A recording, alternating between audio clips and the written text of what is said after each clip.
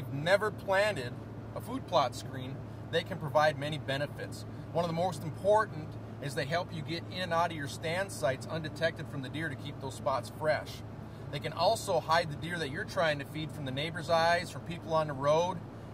Just make it so people can't see the deer that you're taking the time to raise and plant these food plots for. And they can also turn wide open spaces that the deer only use at night into travel corridors and feeding sites that they'll frequent during daylight hours. Today we're going to go visit a couple food plot screens that we planted earlier this spring, talk about why we put them there, and cover some of the benefits that we received through the hunting season by putting a simple food plot screen in.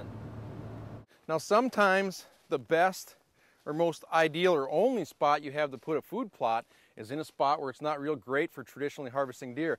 This spot here was an open area when I bought this property. It's within 100 yards of the cabin back here, and until I put this screen in, the deer would not visit this food plot till after dark. I get a lot of pictures and they'd be in here at night.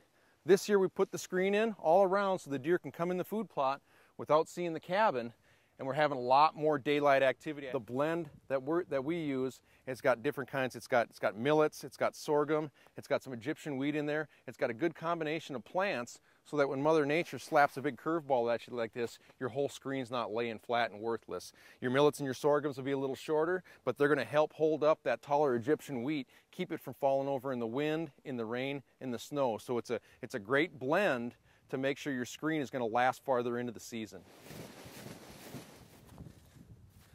And that screen's really going to help me to be able to slide out of that blind, get away from the food plot that the deer are in without them seeing me walk for 150 or 200 yards. It's really going to give me an edge to slide in and out of my stand.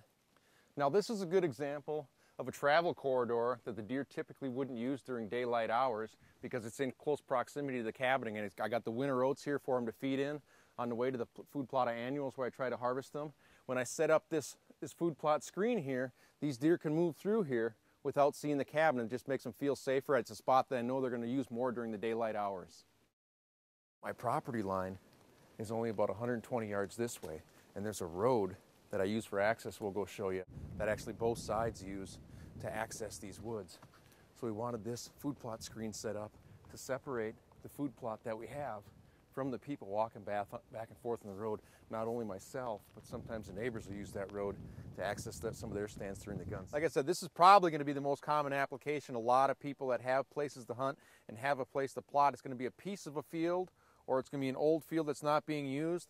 And traditionally, a lot of those are right off a major roadway or a county road or something like that. And if you can just get something set up between the deer and the vehicle traffic and the human activity, you got something the deer are going to visit a lot more during the daylight hours.